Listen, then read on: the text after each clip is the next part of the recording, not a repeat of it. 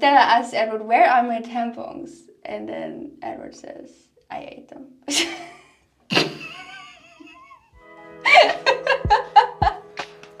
If I'm an old man with lots of wrinkles from being in the sun so much, I have lived a happy life. I thought I looked so pretty when I used it, but I hated getting it off.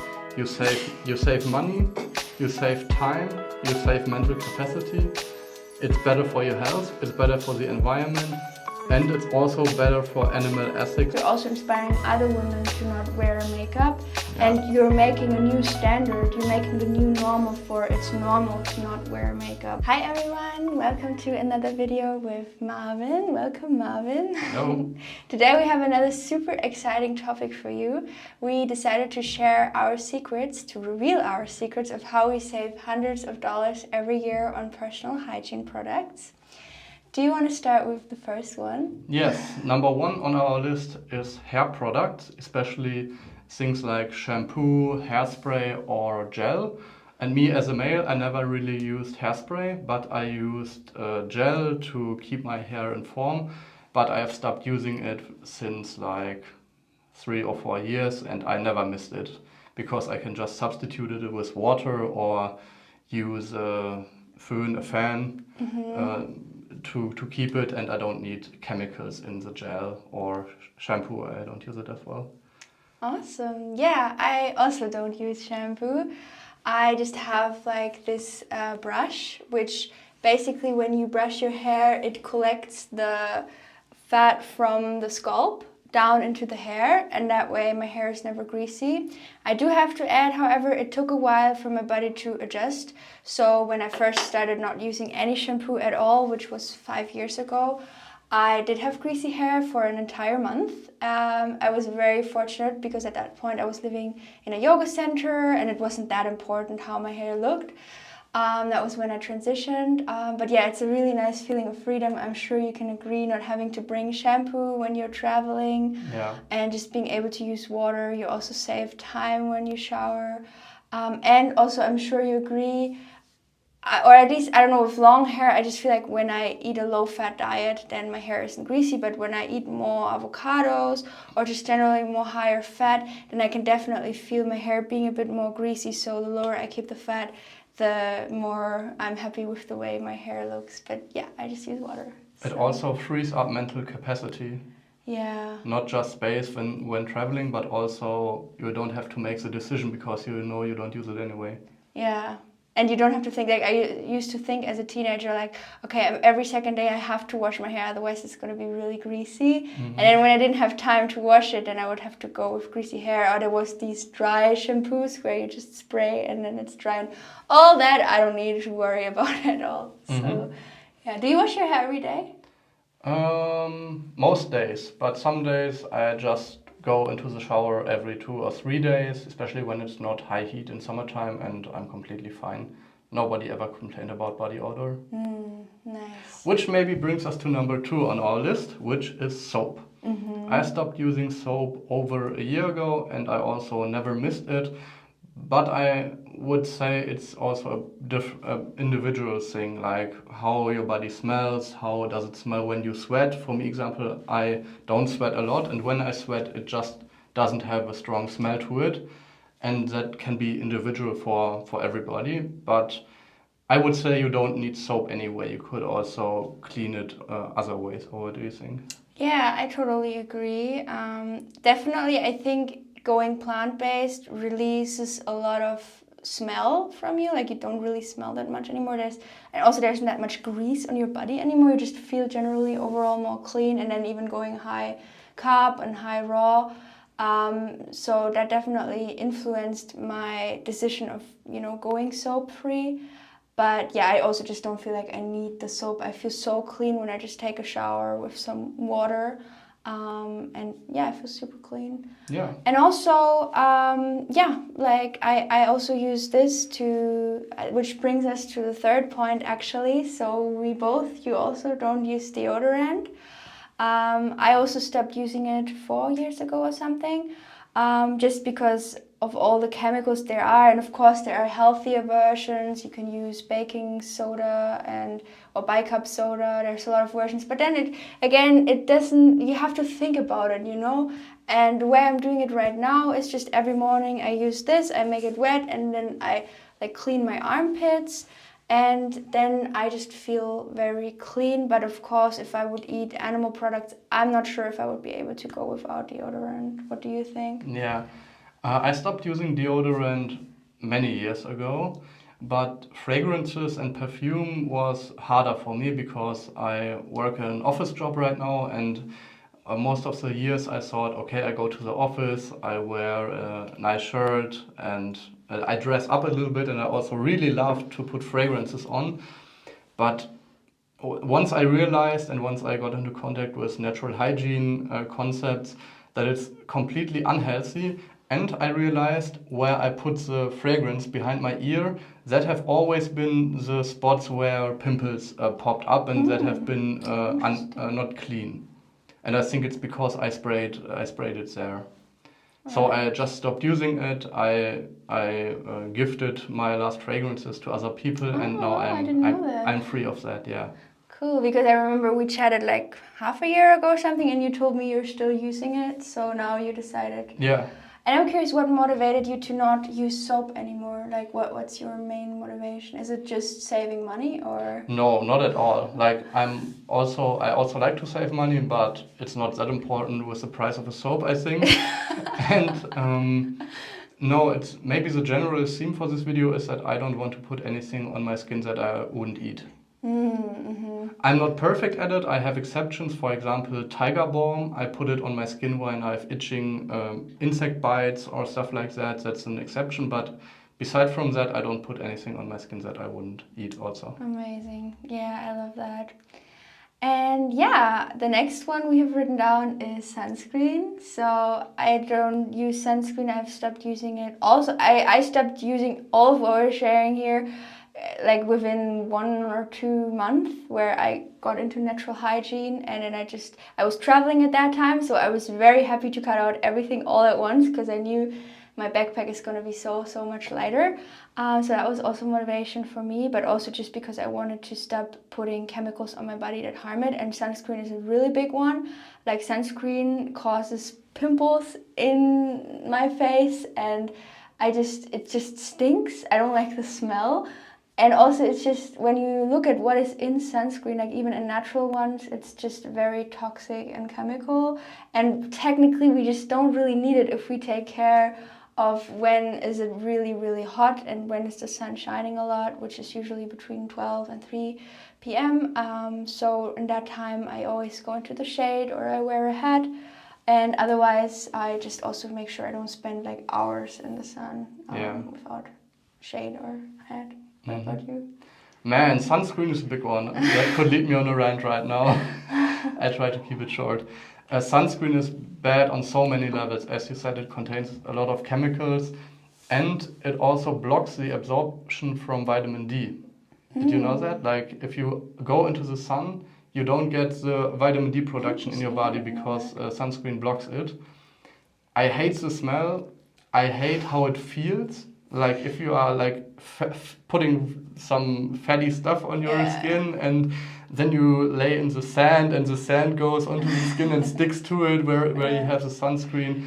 No, I stopped using it like maybe 10 years ago. That's the one I quit the first because I hate it so much, really. Interesting. And I have to say it's also individual with your skin type and how long you can stay in the sun. I'm a little bit darker skin type than you, for example, so I don't have a lot of problems with the sun at midday.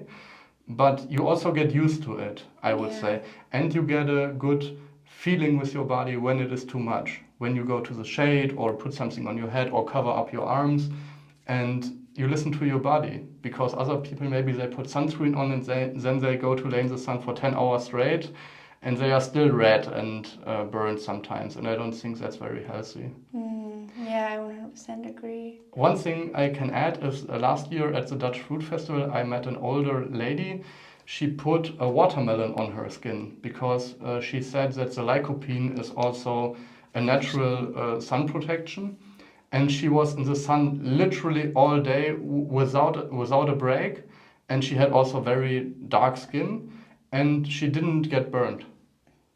What that reminds me of is also when we come to a raw food or just generally like a high water content lifestyle where we eat lots of high water content foods, our hydration levels in our body go up. Have you also made the experience that it really affects the way your body reacts to the sun, that you're a Yes. lot more, I guess, less resistant, less fragile, and more resistant, or like you're more protected from the sun because Yes. your skin can handle more?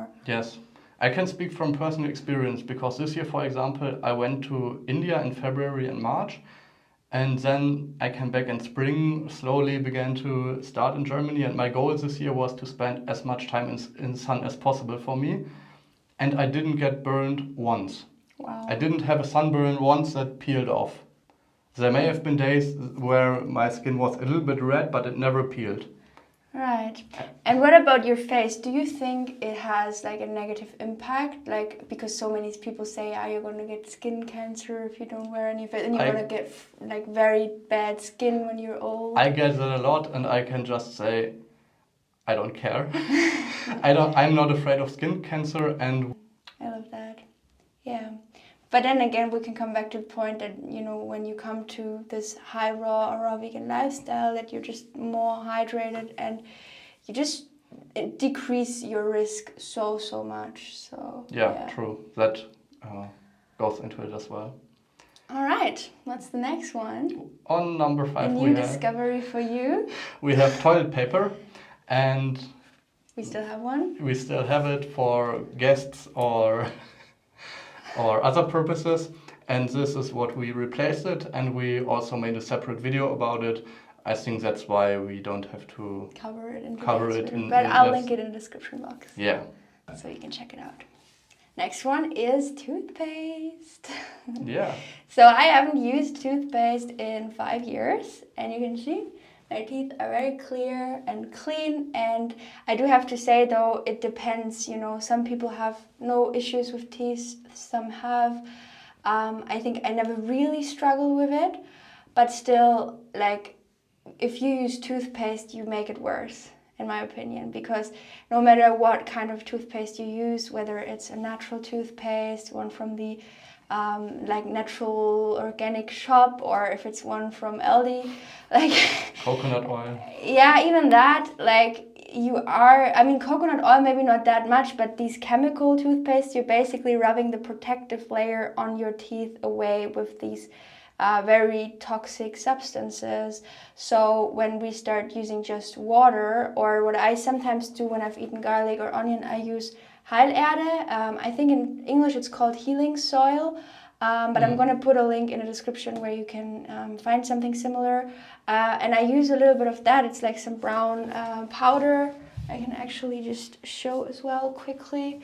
So it's just like some brown powder, and it's natural, like it's just that soil. And I use a little bit of that. I put it either on my toothpaste or in my mouth, and I really like the taste, and it's just, it doesn't rub off the protective skin, the protective layer on your teeth very much, just a little bit, and it removes like the taste in your mouth. You get a very clean and clear taste in your mouth. So that's what I do. And also I use a tongue scraper to get away, you use that as well, right? To get away the layer on your tongue after waking up, because you sometimes have a little bit weird taste in your mouth. So tongue scraper, also complete game changer. Yeah, I have a tongue scrape made of copper, which I can recommend, and yeah, it just scrapes off the detoxification residue that happened overnight and also during the day. So I use it before I go to sleep and after waking up with brushing my teeth. Nice. Yeah, and I also brush my teeth with water. I tried coconut oil, but I didn't like it at all because I had this fatty feeling again, and it also clogs the pipes if you wash it down. And then I had a self-made one with coconut oil and turmeric, and that was a little bit better, but it still had this effect of scraping it off because of the small rocks from the turmeric root, and also everything was yellow. Like as you can imagine, the toothbrush was yellow, the sink was yellow every time. If you haven't been careful, this could have gone yellow very, very quickly. And now I'm just using water and I'm feeling very good about it. And one thing to add, I always wondered if you have conventional toothpaste, also the one for children, why is there always this warning sign? Make sure you don't swallow it. That's a good point, yeah.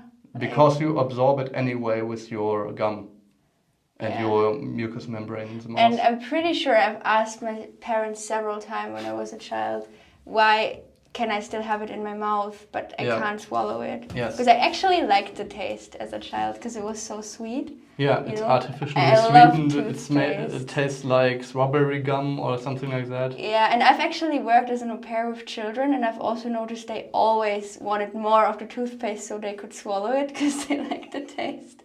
But I mean, so crazy, right? Yes. But I mean, that happens if you don't feed kids a lot of fruit. All right, the next one. Number 7 is a pass for me. Yeah, I never used it my entire life. It's like tampons and all kinds of products you use during your cycle, and I'm sure probably many of you watching already know of it. There is menstrual cups, which is what I'm using. So I have this handy dandy menstrual cup, and you can bring it when you're traveling, so it's super practical. And you just insert that into your vagina, and then the blood goes into it.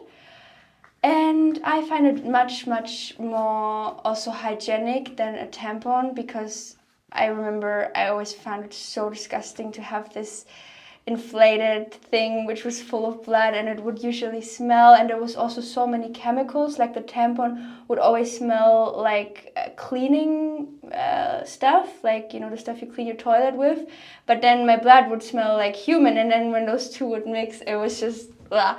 So I was very happy when I discovered the menstrual cups. But there are also other alternatives. There are like pads that you can reuse, that you can just wash in the washing machine, and there are also period underwear, which you can wear. So I think that's also really, really nice, because I definitely think in terms of health, it's more optimal if you let it flow out, and if you don't insert something into your vagina, but if you let the blood flow out naturally. But yeah, for me, like, I just really enjoy the convenience of the menstrual cup. So for me, that was definitely a huge game changer. Yeah, I also think the environmental aspect is huge in that one, because I've heard that tampons clog a lot of toilets if people flush it down. I actually have to think of a joke right now I want to tell. Yeah. Edward asks Stella, what's her name, Stella from Twilight? Do you know You're Twilight? asking the wrong person. Okay, for everyone who knows Twilight, Edward asks Stella. No, okay. Next Number one. 8. Mm-hmm. Number 8 on our list are cleaning products, especially for the kitchen, for example, for dishes, but also for cleaning the toilet. And first of all, I think we have to go back to our diet, and that it makes a huge difference in the kitchen. For example, if you stop using oils, even if you are still eating a diet that contains cooked foods, if you don't fry with oil but heat your vegetables, for example, with water, for me it's nearly the same, and it's healthier, and it's way easier to clean because you don't have a lot of residue. For sure. Like today, all we have cleaned was the knife and the chopping board, and we didn't even use any soap because we just cut open some fruit, and then you are good to go with just some water. So I find it very, very convenient in this lifestyle. I do still have some dishwashing soap, and I rarely use it. You know, when I have cooked something that is maybe a little bit harder to clean, then I use it. And also when I and I also use perfume-free dishwashing soap, because I feel like it doesn't smell. I don't like the chemical smell, and I feel like we also absorb that through, our breath, like through breathing in. We absorb the chemical smell of, like, for example, dishwashing soap Yeah. And also like for my toilet, I most often, and also like my like the I don't really have the vocabulary for like what is that called? Sink and bathtub. I use bicarb soda and lemon or lime, and I mix that together, and then I rub it with like a sponge into the like with the rough part of the sponge. I just rub it into the thing, like with that part. But sometimes I also use spray. You can also mix it with water and put it in a spraying bottle and then use that. So that's also an opportunity. But yeah, I go as much as I can for perfume-free cleaning products. Just also, of course, it's still not optimal for the environment, but at least you're not inhaling all the perfume and toxic chemicals from it. So. A quote I remember from Dr. Douglas Graham is, if you can smell it, it's in your bloodstream. That's so true. So if you smell it, you absorb it that way. Yeah. That's why people can get like passive high if somebody around them smokes weed, for example. Yeah. Or pets also. So true. So what's the next one? Number 9, we have laundry. I think it has some similarities with number 8. Maybe I can start by sharing that when I had an own flat, we always used like a washing egg from the drugstore from DM in Germany, and for us it worked really well. You said for you it destroyed the washing machine of your parents. Yep. So you found other alternatives. I mean, there are definitely more optimal alternatives, but right now I'm just using laundry detergent that is also, again, perfume-free. Also, just when I wear the clothes, I don't want them to smell like of anything. But yeah, I've also used, like, there's this plant that you can use, Efeu. I don't know what it's called in English, but I've used that. It didn't really work that well. But I've heard there are also wash nuts of France, and they're very happy with that. Chestnuts. Yeah, I think something like that. So that's also something you can do. Yeah. But yeah, there are many options for sure. Yeah, you will find tutorials how to produce it if you are interested. Yeah, and also one thing I want to add there though is that also just generally not washing your stuff like all the time is so helpful, and also drying it in the air. But like some people, they wash like several times a week, or yeah, like, and I feel like when we come to this lifestyle where we just don't smell that much, like you told me sometimes you wear your shirt like 4 days in a row and it doesn't smell. So that also decreases the need of you actually having to wash your stuff. So yeah, I think just generally not washing as much in the washing machine is also already a really great thing to do for the environment. Yes, good point. You also don't need the electricity, the energy to run the machine. All right, final point, number 10. Point. What Beauty you got? products. Beauty products. And this is a really huge one, but we're gonna try and keep it short. But what we mean with beauty products is everything, and beauty services like making your nails, dyeing your hair in a hair studio, or cutting your hair. I don't even go to the hair cutter. I just bought myself some professional scissors and I cut my hair myself.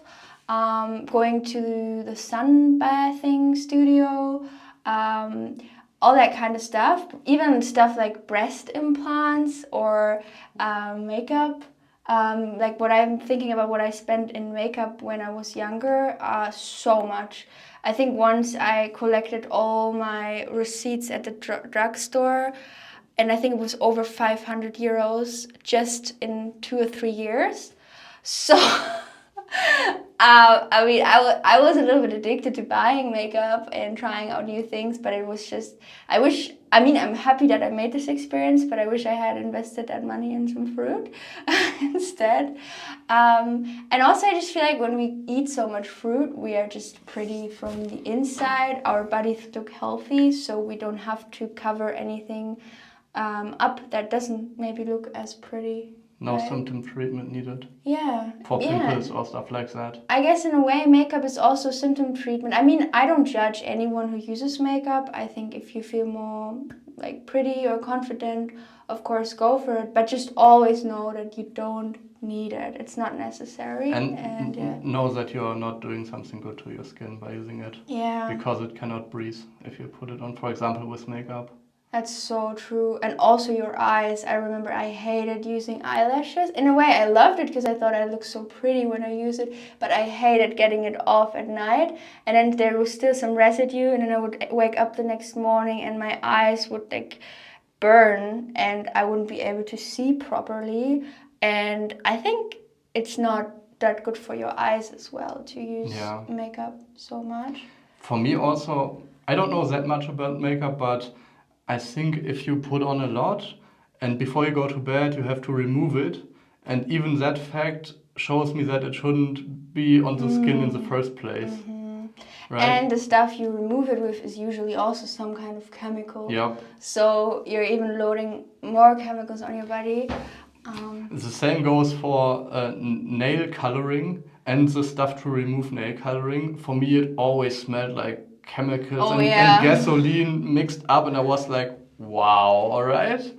Yeah, okay. It caused some serious fights in my family because, my family wouldn't like when I would use the thing to remove my nails in the bathroom. So then at one point we made the agreement I have to go to the garden to get off the nails. So in winter I would sit there in the garden to remove my nail polish. So. You also use glue to put them on, right? Yeah, there are different methods, and you can also go to a nail studio. Glue doesn't smell more appealing to me. And also one thing I want to say to all the women out there, if you are courageous enough to go out without makeup and really show your true face, we celebrate you, like I celebrate you. I'm so proud of you, and also know that you're really making a huge impact by that, because you're changing the way, by doing it yourself, you're also inspiring other women to not wear makeup, and you're making a new standard, you're making the new normal for it's normal to not wear makeup, and I don't have to change anything about my face. So. And also maybe from a male perspective, think about who you want to attract. Like, if you say that maybe stereotypically speaking, wearing a lot of makeup may seem a little superficial, and maybe then there is a male that is also maybe a little bit more superficial, attracted to you. And if you are interested in a natural lifestyle, natural hygiene, if you think, how do you want to present yourself towards others? Who do you want to attract? Who do you want to resonate with also? So just to keep that in mind also, I think. Yeah, that's a beautiful point. I love that. And I'm sure you can agree. Like, I personally, I can't really speak for men, but I don't feel like it looks that attractive when you have lots of makeup and you can't see the true self of a person. I think it's also huge brainwashing for males to get attracted to this makeup superficial fake women, which is sad, actually. But there are lots of men who also find it attractive when you don't wear makeup. Yeah, so. Yeah, true. Okay, maybe to recap our 10th point with the impact it has. If you stop going to the beauty salon and to stop using beauty products, you save money, you save time, you save mental capacity. It's better for your health, it's better for the environment, and it's also better for animal ethics, because you avoid getting into a situation where you're not sure, okay, is this product cruelty-free? Was it tested on animals? Was it not? So you free up the mental capacity for more important stuff in life. Amazing. Yeah, I love that summary. And also, it's not just that you're detoxing your own body, but our planet is so polluted from all the chemicals people use on their body, on their skin, in their homes. And when we remove as much as we can of that toxic burden from our bodies and on our planet, we're literally detoxing the entire planet. We're detoxing the people on the planet, the environment, and just the general air. Because if my neighbor sprays deodorant on his skin and he has his window open, I'm still going to inhale part of it. And the air is still going to absorb part of that deodorant. So the more people of us stand up and say we don't need it, we want to be natural, the more we're detoxing our planet. So yeah, that's it. Oh yeah, and one more thing I actually want to mention about the deodorant. I have also noticed since I stopped using deodorant and perfume is that I attracted more people into my life that actually resonated with me and where I actually really enjoyed being around them. And it makes so much sense because, you know, our smell, the smell we send off to people, like the people I like spending time with, they smell good to me and I smell good to them. So if I cover up that smell, I also cover up the opportunity for people to actually see if they like me or not, because what they actually smell is that deodorant or perfume. So they don't even know if they like me because they can't smell my natural smell. So that's a really good point, because I think smelling is a very primal sense and also for mating or feeling connection to others.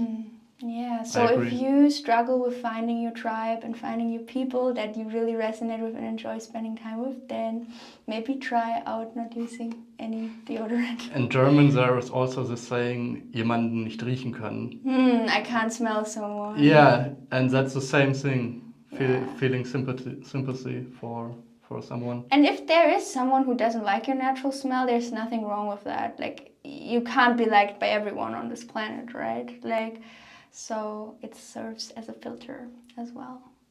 Yes. Cool. Do you have any last things you want to say about this? I could go on about sunscreen, but I think for this video... We wanted to make this video 10 minutes, but... Now we are at 31, so I think we can wrap it up and... Yeah, let us know in the comments which of those 10 products you are no longer using or maybe you no longer want to use after watching this video. And give a thumbs up and subscribe for more. And let us know if you have anything to add. Maybe we missed something. Maybe we'll learn something from you as well. Yeah, thank you and goodbye. Bye.